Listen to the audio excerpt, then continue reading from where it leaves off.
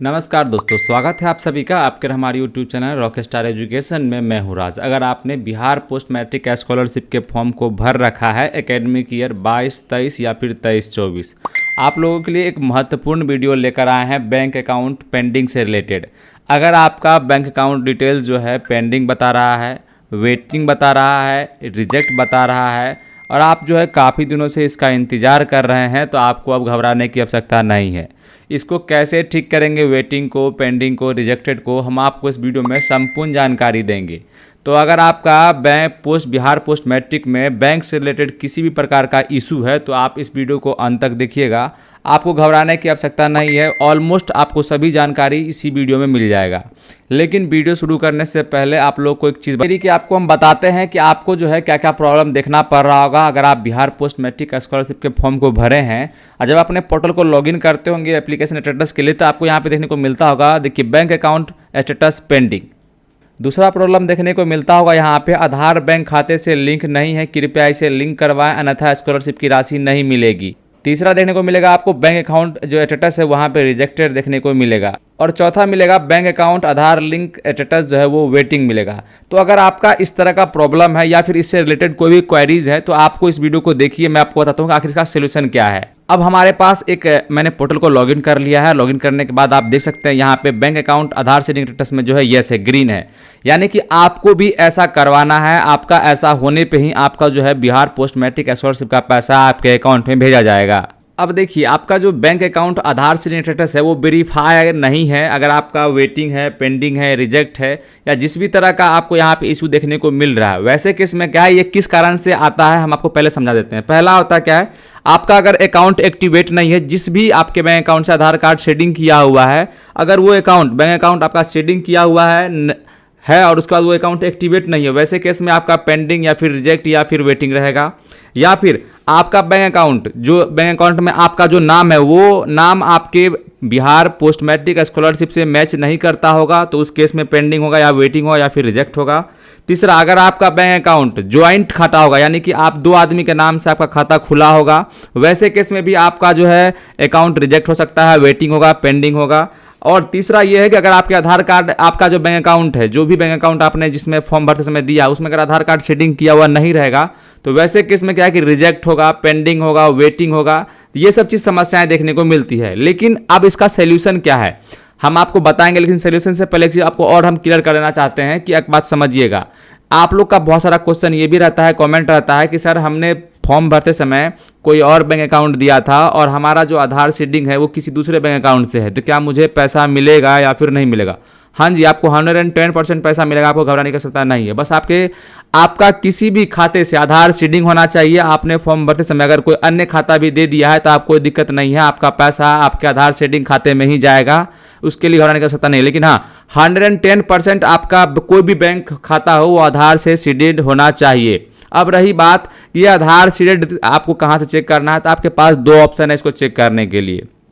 पहला, आप UIDID के साइट पर जाके चेक कर सकते हैं और दूसरा एक यहाँ पे एक और नया ऑप्शन मिला है NPCI चेक करने के लिए। ये दोनों स्टेटस आप जो है अपने फ़ोन से चेक कर सकते हैं, अपने लैपटॉप से चेक कर सकते हैं, अपने PC से चेक कर सकते हैं। लेकिन याद रहे, ये तभी चेक कर पाएंगे जब आपके आधार कार्ड में आपका मोबाइल नंबर रजिस्टर होगा और वो मोबाइल नंबर आपके पास होगा, क्योंकि OTP के माध्यम से ही आप चेक कर सकते हैं। तो ये दोनों चीज़ आपको हम चेक करने के बता देते हैं, क्योंकि अगर आपका बैंक अकाउंट सीडिंग है तो आपका 110% ये ग्रीन हो जाएगा। और अगर आपका आपने बाद में करवाया है जाके सीडिंग और आपका अभी तक अपडेट नहीं हुआ, तो कम से कम आपको 7 दिन से लेकर 15 दिन के वेट करना होगा। हालांकि ये चीज़ यहाँ भी मेंशन किया गया है, अगर आपका UDID के साइट पर सीडेड है तो कृपया 1 सप्ताह प्रतीक्षा करें स्टेटस अपडेट होने के लिए, यानी कि अपडेट होने में समय लगता है। आपको दो ऑप्शन हम बताते हैं। पहला, आपको क्या करना है, UDID के साइट पर आना है, याद रखें, सीधा आप या फिर आधार कार्ड लिख दीजिए, आधार कार्ड लिख कर और आप जो है सर्च कर लीजिए। सर्च जब कीजिएगा, आधार कार्ड लिखना है, आपको सर्च कर लेना है, यहाँ आना है माय आधार पर। आने के बाद आपको माय आधार पर जब आइएगा तो यहाँ पे आना है आधार सर्विसेज में और यहाँ पे देखने को मिलेगा बैंक सीडिंग स्टेटस।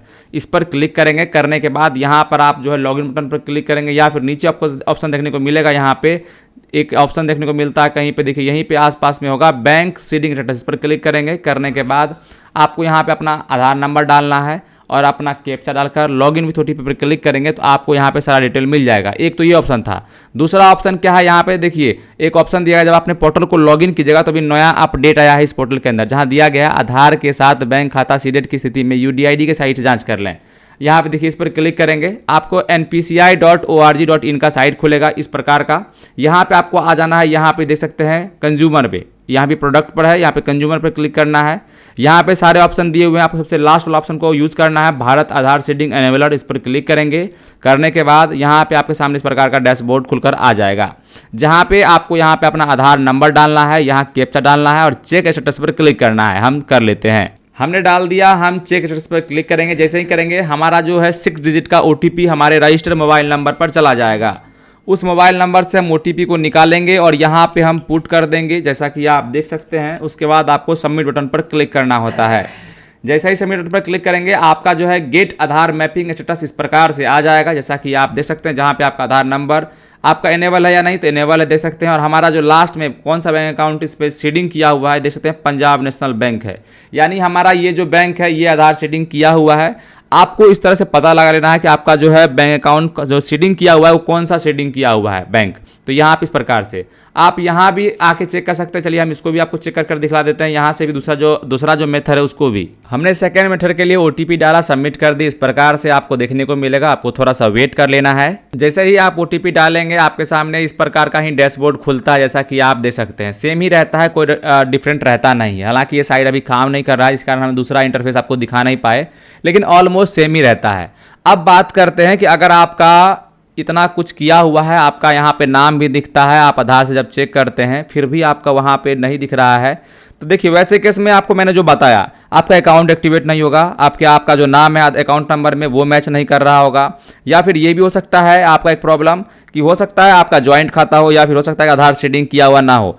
अगर आधार सीडिंग किया हुआ नहीं है और आपका नाम वहाँ पे देखने को नहीं मिलता है, यहाँ पे अगर आपका नाम देखने को नहीं मिलता है तो इसका मतलब है कि आपको जो है इस पोर्टल पे, जैसे यहाँ पे हमने चेक किया तो यहाँ पे मेरा बैंक अकाउंट का नाम शो कर रहा है। अगर आपका यहाँ पे नाम शो नहीं कर रहा है तो वैसे केस में क्या कि पहले आप बैंक जाएंगे और आधार सीडिंग करवा लेंगे।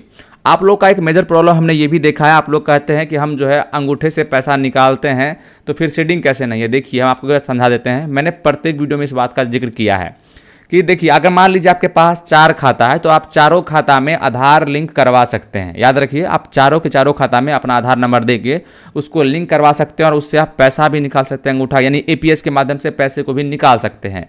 लेकिन आप उस 4 खाता में से किसी एक में से ही आपको आधार सीडिंग करना होगा, जिसको आप एनपीसीआई डीबीटी बोलते हैं। तो याद रखें सारे के सारे में डीबीटी एनेबल नहीं होता है या फिर एनपीसीआई, क्लियरली समझिएगा किसी एक में ही होता है। वो किसी एक में जो होता है उसके लिए आपको चेक करना होगा आधार कार्ड के साइट पर, या फिर बैंक में जाके आप ऑफलाइन के माध्यम से चेक कर सकते हैं। और याद रखें जितना भी सरकारी पैसा आता है गवर्नमेंट के थ्रू, सारे के सारे पैसे डीबीटी के माध्यम से ही आते हैं। तो वैसे केस में क्या है, आपको चेक कर लेना है कि आपका आधार कार्ड सीडेड है या फिर नहीं है।